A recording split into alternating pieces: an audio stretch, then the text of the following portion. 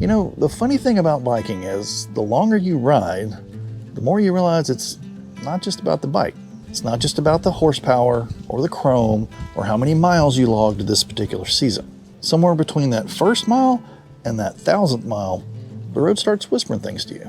Real things about life, about patience, about who you are when nobody else is looking. It's kind of wild. This machine, this rumbling chunk of metal, plastic, and gasoline, somehow ends up being the best life coach you never knew you needed. Because the truth is, every twist of the throttle teaches you something. Every mistake, every near miss, every quiet stretch of highway, all of it. And if you've been riding long enough, you already know exactly what I mean. See, over the years, my bike has become more than just a way to get to places. It's been a teacher. It's been a therapist. Sometimes it's that smart aleck friend that reminds me that I haven't got it all figured out just yet. It's taught me how to show up in the moment, how to get out of my own head, and maybe most importantly, how to keep going when life throws gravel on the road in front of me. And I've come to realize these lessons, they don't just make you a better rider, they make you a better person. And that's what I want to share with you today. 7 of the biggest life lessons that riding has taught me. So grab a cup of coffee or whatever is your beverage of choice, and let's go through some of the life lessons that only the road can teach. You know, when I look back on all my years riding, it hits me how much more this has been than just a hobby. For some people, the motorcycle is transportation, a way to get from point A to point B. But for me, it's been so much more. This bike's been a teacher, a mentor, and a therapist. And I don't think I'm alone in that, because let's be honest, life gets messy. We're all dealing with something. Pressure from work, relationships that need tending, bills that don't pay themselves, and that never-ending feeling that there's just too much going on. It's like we're all constantly on, always connected, always stimulated. Half the time we're scrolling and the other half we're worrying. And at some point, you realize you're not actually living, you're just reacting. That's what biking changed for me. It made me realize that there's a stillness under all that chaos. That if you can quiet your mind long enough, the road will teach you things that you didn't even know you needed to learn. Like how to make decisions when everything is uncertain. How to choose patience over anger when somebody cuts you off. And how to find calm when it feels like you're spiraling. And maybe the biggest realization of all is that every ride is a mirror. It shows you exactly where your head's at, and sometimes it doesn't hold back. There were days when I just rode to escape stress. Days when I didn't know what I was running from, but the wind felt like the only thing that understood. And somewhere along those miles, I realized the bike wasn't just helping me escape, it was helping me see.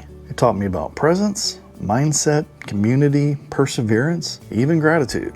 And as I got older, those lessons started sticking. Especially once my sons started riding too. Because now, the bike isn't just my escape. It's a bridge. A bridge to who I used to be and the man I'm still trying to become. Yes, even at my age. You ever notice how when you're on the bike, your brain just shuts up?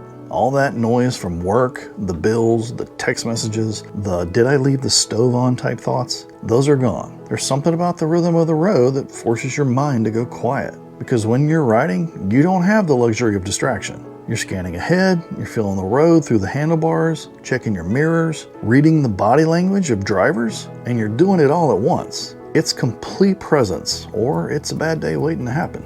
And that's the thing. The road doesn't care if you're tired or stressed or worried about that dumb argument you had with your boss. The moment you stop paying attention, it'll snap you right back into focus, usually with a pothole. It's almost like the bike is saying, hey buddy, eyes up, life's happening right here. And I think that's the first great secret that riding teaches us, presence. Because here's the truth, most of us don't actually live in the moment anymore. We're still physically in one place, but mentally we're still rephrasing emails from 3 days ago. We eat dinner with family while half reading a text. We drive to work and somehow can't even remember the trip. Throw a leg over your motorcycle and suddenly you remember what it's like to be right here. It's funny, I've been reading how being fully present actually changes your brain chemistry. That's what riding does for me. It's meditation with horsepower.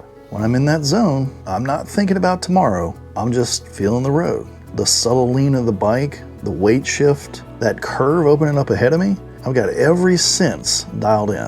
And it's crazy how much that bleeds into real life, because once you learn what true focus feels like on a bike, you start craving that same clarity everywhere else. Like when you're talking to your spouse or your kids, you actually listen instead of just waiting for your turn to talk. Or when you're working on something that matters, you shut off the notifications, you tune out the noise, and just focus on the moment. Some days, I'll stop in the middle of the ride just to look around. Sounds funny, but I'll smell the air, listen to the wind rustling through the trees, or just let the silence hit me. Because that silence, that's the sound of life happening right now. And if we're too busy looking backward or forward, we miss it. So yeah, secret one is simple.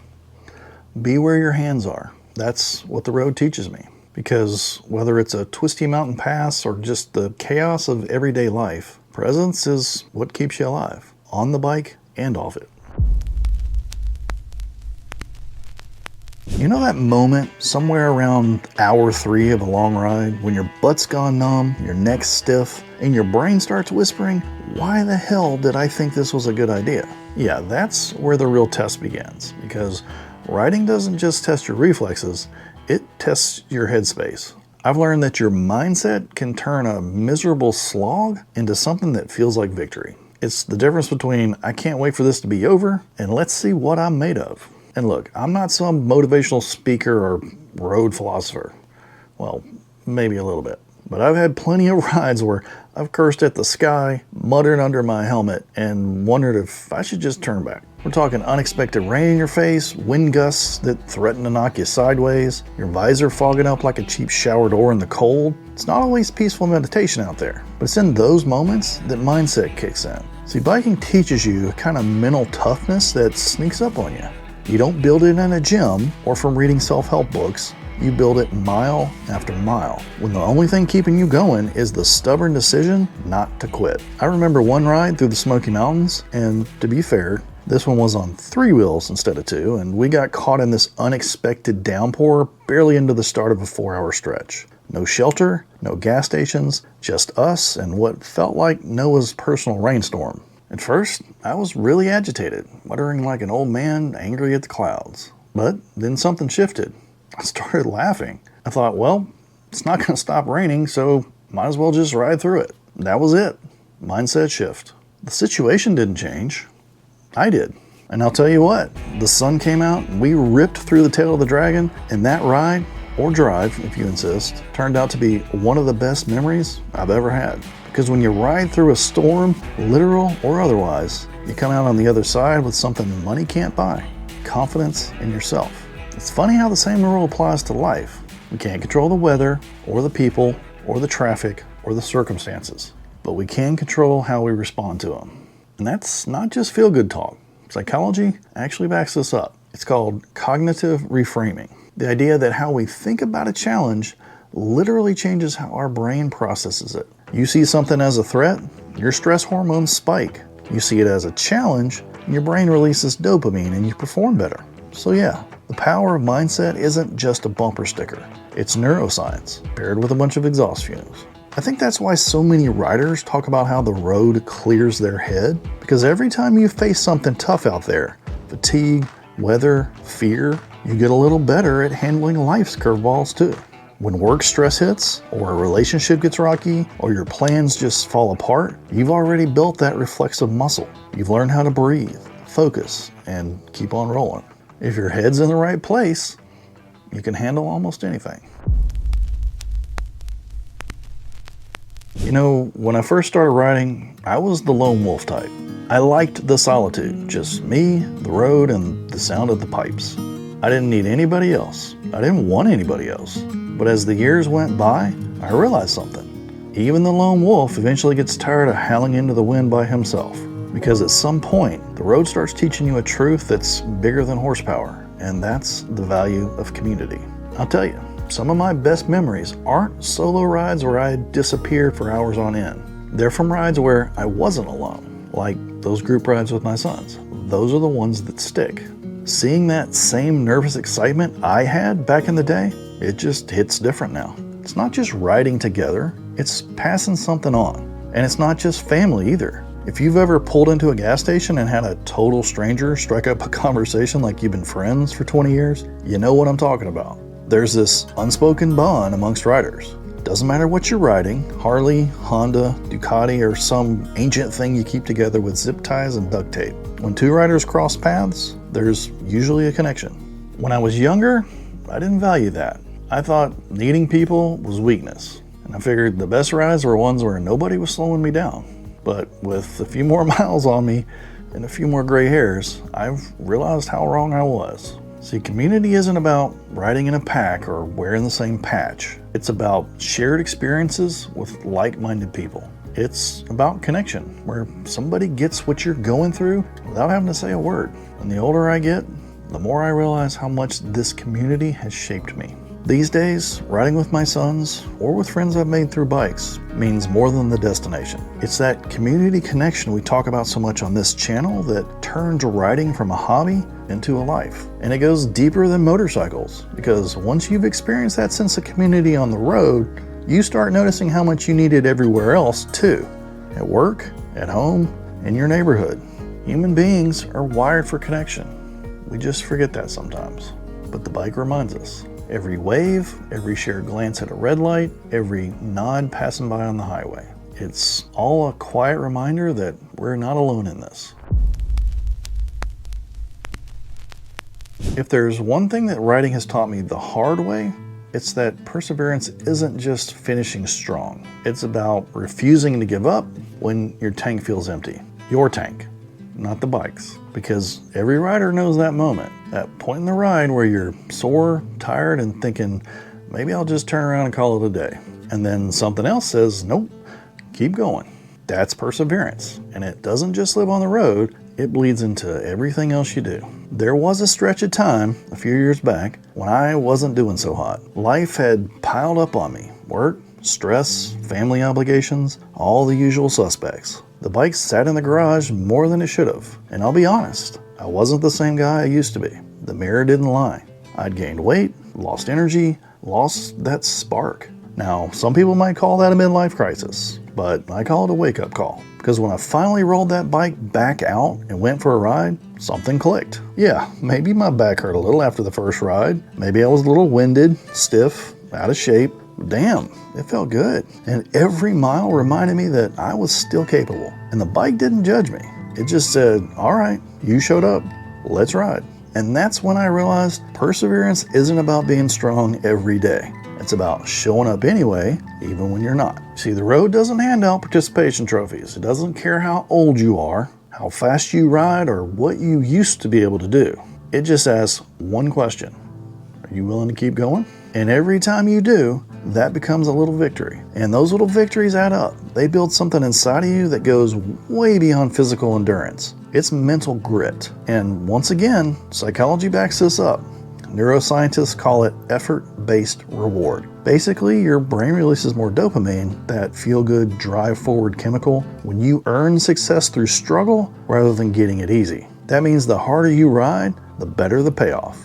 Literally. And honestly, I've felt that in life too. When things get tough, whether it's rebuilding your health, fixing something that broke, or just getting through that rough season, it's that same voice in your helmet that whispers, don't quit now. Perseverance doesn't mean pretending everything is fine. It means pushing through it even when it's not. Even when your back aches, your brain's tired, or life's tossing curveballs at you faster than you can duck, because that's when perseverance counts. Have you ever noticed how some of your best thinking happens while you're on a ride? It's funny, the bike doesn't judge, it doesn't talk back, it doesn't interrupt. It just listens. And somewhere along the ride, your thoughts start lining up like ducks in formation. Sure, I chased adrenaline early on in my riding career, but now that's what riding's all about. Moving meditation. Every ride is like looking in a mirror. You start replaying things in your head. Conversations, decisions, mistakes, dreams. And before you know it, you've solved half your problems between second and third gear. When you're out there alone, you start reflecting on more than just where you're going. You think about how you're getting there. Every turn, every stop, every detour. It's a little metaphor for life, whether you mean it to be or not. Like that moment when you reach a fork in the road. One way looks easy and familiar, the other looks rough and uncertain. Sound familiar? Life throws those little choices at you every single day. And just like on the road, hesitation can be more dangerous than making the wrong decision. So you pick a direction, roll on the throttle, and learn to handle whatever comes next. And if it turns out to be a bad call, well, hey, that's why they make U-turns. Reflection isn't about beating yourself up over the wrong turns. It's about learning how to ride smarter next time. When I was younger, I would have scoffed at the idea of meaningful reflection. That was for people who didn't already have enough to do. But over time, life taught me otherwise. Because sometimes the thing chasing you isn't actually behind you at all. It's inside of you. And the only way to deal with that is to slow down long enough to look at it in the mirror. Reflection is what helps you grow, not only as a rider, but as a person. It's how you figure out what's working, what's not, and where you keep repeating the same patterns. And believe me, I've repeated a few. You know what's funny? The longer that I ride, the more I realize that it's not about the destination. It's more about the funny little moments that happen all along the way. The small stuff. The smell of rain when it first starts falling on hot pavement. The click of your kickstand coming up. That satisfying zoomp when you zip up your jacket. Little things like that. Once upon a time, I was too busy to notice. But somewhere between the long rides, the near misses, the not misses, and the accumulation of miles under my belt, I started slowing down enough to actually see them. There's this point you hit in life where you start to realize you've spent so much time chasing the big stuff, you forgot how good the small stuff feels. And for me, the bike brought that back. Like the first crisp, cool morning of fall where your breath fog's in your visor, there's not a cloud in the sky, and you know it's going to be a perfect ride. Or the way a ride at dusk turns all the chrome on your bike completely gold. Or that moment when you and your riding buddy finally roll up after a long stretch, take off your helmets, and share that sense of accomplishment because you made it. None of it's flashy, it's probably not Instagram worthy, but man, it's real. I think that's the secret most people miss. Appreciation is a skill. You have to practice it, just like balance or throttle control. And riding, more than anything else, forces you to practice it every single time. And then you start to notice how alive everything feels. Even the imperfections, they're all part of the same beautiful chaos. Riding gave me back something I didn't even realize I had lost. A sense of wonder. Somewhere along the line, life turns all of us into planners and problem solvers. But riding reminds you to stop overthinking every moment and just start living in it. And I'll be completely honest, after a few years of letting myself go, mentally and physically, it was the bike that lit that fire again. It made me want to get healthier, to get stronger, to wake up early and go ride. Because when you start appreciating the small stuff, the big stuff starts to fall into place all on its own. There's a peace that comes from that when you stop trying to make life perfect and just start appreciating it for what it is. Messy, loud, unpredictable, but full of beauty and meaning if you know where to look. If I had to pick just one lesson that changed everything, not just my riding, but my whole life, it'd be this one. Gratitude. Because when you spend enough time on a bike, you start to realize just how fragile everything is. 1 second of inattention, one bad gravel patch, or one deer with bad timing, and everything could change. And instead of scaring me, that realization kind of does exactly the opposite. It makes me thankful. Thankful for every ride that went right. Thankful for every stupid mistake that didn't cost me more than just pride. And thankful for every mile I ride and every friend I make and every conversation that started over something bike related. It's easy to get caught up in what's wrong, especially in today's society. In the news, in your bills, in all the things that could be better. But when you're out there on the road, wind in your face, it's hard not to feel lucky just to be alive. There's something about riding a motorcycle that resets your perspective. It strips away everything unnecessary until all that's left is what matters. You, the road, the moment, and in that moment, gratitude just shows up. Sometimes it hits me mid-ride, maybe when the light cuts through the trees just right, or when the world goes quiet for that half a second between gears, and I just think, man, this is it.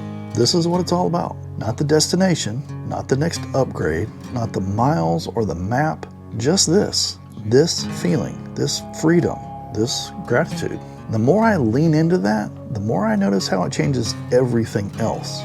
Gratitude softens the edges. It turns frustration into patience. It turns I have to into I get to. It turns obligation into opportunity.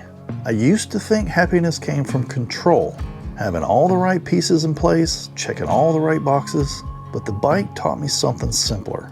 Happiness comes from thankfulness. When you're grateful for what's right in front of you, the people in your life, the rides you get to take, the little everyday victories. You stop chasing that next thing and start enjoying the ride you're already on. And the crazy part, once you start living like that, you start getting more out of life than you ever did before. It's like the road gives back what you give it. At the end of the day, that's what this has all been about.